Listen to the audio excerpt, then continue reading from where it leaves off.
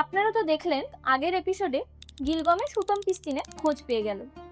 উতম পিস্তিনের সাথে দেখা হওয়ার পর উতম পিস্তিন গিলগামেশের প্রশ্নের উত্তরে কি বলেছিলেন তা আজকে শোনাবো। আপনারা দেখছেন এপিক অনন্যা। আমি শোনাচ্ছি পৃথিবীর সবথেকে প্রাচীন লিখিত মহাকাব্য দ্য এপিক অফ গিলগামেশ।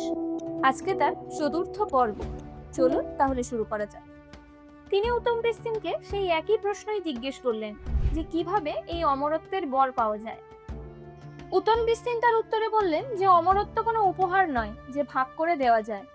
তুমি কি কোনোদিন কোনো মানুষকে দেখেছো যে সে এমন কিছু জিনিস তৈরি করেছে যা চিরস্থায়ী? পরিবর্তনই স্থায়ী। নদী বাড়ে আবার নেমেও যায়।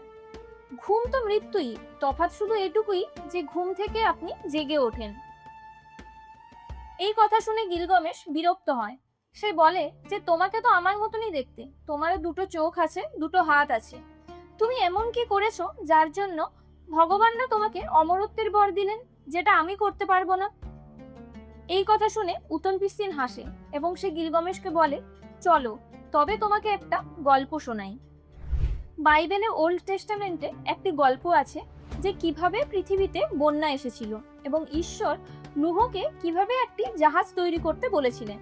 মজার বিষয় হলো যে সেই একই গল্প যা এপিক অফ গিলগামেশেও আছে, যদিও এই এপিক অফ গিলগামেশটি বাইবেল লেখার 1000 বছর আগে লেখা হয়ে গেছিল। সেই গল্পই উতম পিস্তিন গিলগামেশকে শোনায়। সে গিলগামেশকে বলে যে তুমি যে অমরত্বের বরদানের কথা বলছিলে সেটা আসলেই কোনো বরদান ছিল না, ছিল বাধ্যবাধকতা। উতম পিস্তিন তারপর তার গল্পটিকে এগিয়ে নিয়ে যায়। যেই সময় এই পৃথিবী মানুষে পরিপূর্ণ ছিল, পৃথিবীতে এত মানুষ হয়ে গেছিল যে তাদের থাকার মতো জায়গাও ছিল না। মানুষের এই কোলাহলে স্বর্গের দেবতা এনলিলের ঘুম আসতো না। তিনি খুবই বিরক্ত বোধ করলেন এবং দেবতারা মিলে একটি সিদ্ধান্ত নিলেন যে পৃথিবীকে মানুষ শূন্য করে দেবেন। আজ থেকে বহু বছর আগে ফরাত নদীর তীরে একটি শহর ছিল, আর আমি ছিলাম সেই শহরের রাজা। মহাপ্লাবন আসবে এবং বন্যায় সবকিছু ডুবে যাবে। গল্পের মতে যখন দেবতারা এই সিদ্ধান্ত নিচ্ছিলেন তখন বুদ্ধিমত্তার দেবী এয়া মানুষদের ওপর দয়া অনুভব করেন। তিনি উতম পিস্তিনের কুঁড়ে ঘরের কাছে আসেন। তিনি শপথ নিয়েছিলেন যে তিনি সরাসরি কোনো মানুষের সাথে কথা বলবেন না। তাই তিনি উতম পিস্তিনের সাথে কথা না বলে তার বাড়ির দেওয়ালের সাথে কথা বলেন। এয়া বললেন, দেওয়াল আমার কথা শোন, নিজের ঘর ভেঙে ফেল, একটি নৌকা বানা, নিজের সমস্ত সম্পত্তি ফেলে রেখে নিজের প্রাণ বাঁচা এবং সেই নৌকোতে প্রতিটি জীবের বীজ রেখে নিস। উতম পিস্তিন সেই সমস্ত কথাই শোনে। তারপর সে নৌকা তৈরি করতে লেগে যায়। কাঠামো তৈরি হলো। ছোট নৌকা তো নয়, 7 তলা নৌকা তৈরি করতে হতো, আর প্রত্যেকটি তলা 9টি ভাগে বিভক্ত ছিল। উতম পিস্তিন সেই নৌকাতে সোনা দানা এমনকি তার নিজের পরিবারের সবাইকে ওঠালো। সে জঙ্গলের পশু পাখি এবং কারিগরদের ঠাঁই দিল।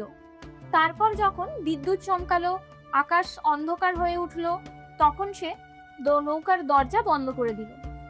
পরের 6 দিন 7 রাত প্রচন্ড বৃষ্টি হতে লাগলো, যার ফলে মেসোপটেমিয়ার মাটি জলের তলে মিলিয়ে গেল। 7ম দিনে বৃষ্টি থামলো আর উতম পিস্তিন নৌকোর জানালা খুলতেই চারিদিকে শুধু জল আর জল দেখতে পেলেন। তাদের নৌকো নিপুষ নামক পাহাড়ে গিয়ে ঠেকলো। উতম পিস্তিন আরো 7 দিন অপেক্ষা করলেন। তারপর তিনি একটি পায়রা ছেড়ে দিলেন। সেই পায়রাটি কোথাও বসতে না পেরে ফিরে এলো। তারপর চড়ুই ছাড়লেন, সেটিও ফিরে এলো। তারপর তিনি একটি কাক ছাড়লেন। কাকটি একটি জায়গায় মাটি পেয়ে সেখানে বসলো এবং আর ফিরে এলো না। এরপর উতম পিস্তিন নৌকা থেকে বাইরে বেরিয়ে আসেন এবং তিনি দেবতাদের উদ্দেশ্যে আহুতি দেন। দেবতারা খুবই ক্ষুধার্ত ছিলেন, তাই তারা বলির খাবারের উপর ঝাঁপিয়ে পড়লেন। তারপর ওই জায়গায় এনলিল এসে পৌঁছান। তিনি এসে দেখলেন এবং অত্যন্ত রেগে গিয়ে বললেন যে কারা এই মানুষদেরকে বাঁচিয়েছে।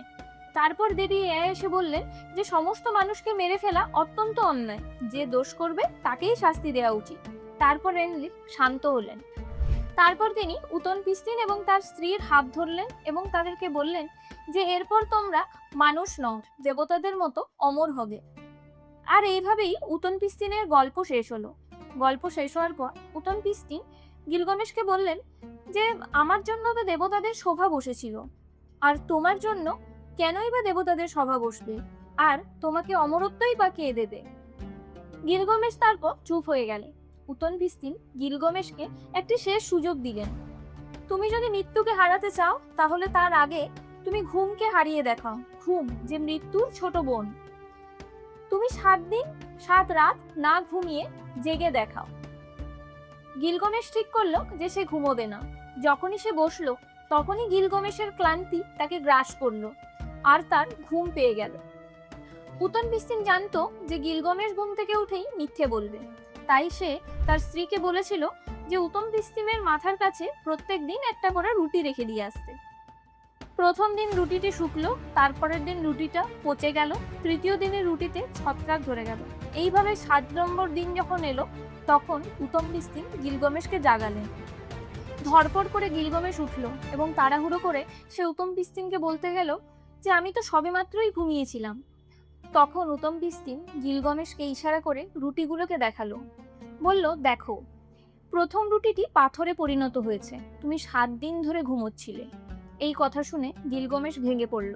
সে ডুকরে কেঁদে উঠল। তারপর সে বলল, এবার আমি কোথায় যাব? আমি যেখানেই পা রাখি সেখানেই মৃত্যুকে দেখতে পাই।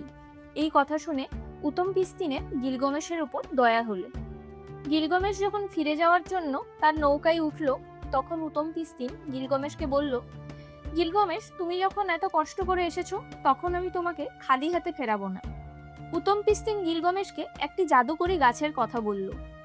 সেই জাদুকরী গাছ যা গিলগামেশের যৌবন ফিরিয়ে আনতে পারে, কিন্তু তার জন্য তাকে আবার একটি যাত্রায় বেরোতে হবে।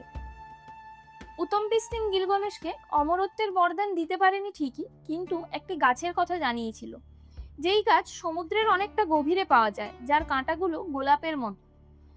সেই গাছকে যদি একবার খেয়ে নেওয়া যায় তাহলে সে তার জোয়ান অবস্থা ফিরে পাবে। এই গাছের কথাটি শুনে গিলগামেশের চোখ চকচক করে ওঠে। অমরত্ব তো ছিল না, কিন্তু যৌবনের বীমা অবশ্যই ছিল। সে তার দুপায়ে ভারী পাথর বাঁধে এবং সমুদ্রের জলে ঝাঁপ দেয়, যাতে সে অনেক গভীরে পৌঁছতে পারে। সেখানে সে সেই গাছটিকে দেখতে পায় এবং তাকে মূল থেকে উপড়ে নেয়। এরপর সে তার পায়ের পাথরগুলিকে কেটে দেয় এবং তার শরীর হালকা হয়ে যাওয়ার ফলে সে সাঁতার কাটতে কাটতে জলের ওপরে ভেসে ওঠে। গাছটিকে হাতে নিয়ে গিলগামেশ আনন্দে চিৎকার করে ওঠে। সে বলে যে সেই গাছটিকে উরুপে নিয়ে যাবে এবং উরুপে সমস্ত বয়স্কদের সেই গাছটিকে খাওয়াবে এবং তাদের বার্ধক্য মুছে দেবে এবং সবশেষে সে এই গাছটিকে খেয়ে নিজে জোয়ান হয়ে উঠবে। এরপর গিলগামেশ ফেরার যাত্রা শুরু করে। অনেকক্ষণ হাঁটার পর সে ক্লান্ত হয়ে একটি জায়গায় এসে থামে। কাছেই একটি ঝর্ণা দেখতে পেয়ে গিলগামেশ ভাবলো যে সেখানেই স্নান করা যেতে পারে। তাই সে তার জাদুকরী ফুলটিকে একটি পাথরের ওপর রেখে সে তার পোশাক খুলে ওই ঝর্ণার জলে স্নান করতে চলে গেল। গিলগামেশ যখন স্নান করছিল তখন সেখানে একটি সাপ চলে আসে। বাইবেলেও সেই একই সাপেরই উল্লেখ আছে।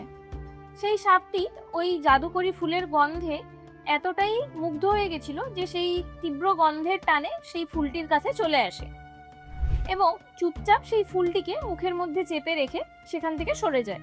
স্নান করে উঠে আসার পর গিলগামেশ সেই জাদুকরী ফুলটিকে আর দেখতে পেল না। সে হতবাক হয়ে গেল। সে ভাবলো যে যেই ফুলটির জন্য তাকে এত কিছুই করতে হলো সেই ফুলটিই সে দেখতে পাচ্ছে না। সে এদিক ওদিক তাকিয়ে দেখতে লাগলো। তারপর তার নজর পড়লো ওই সাপটির ওপর। ওই ফুলের রস মুখে নিতেই সাপটি তার খোলস ত্যাগ করে এবং চকচকে হয়ে ওঠে।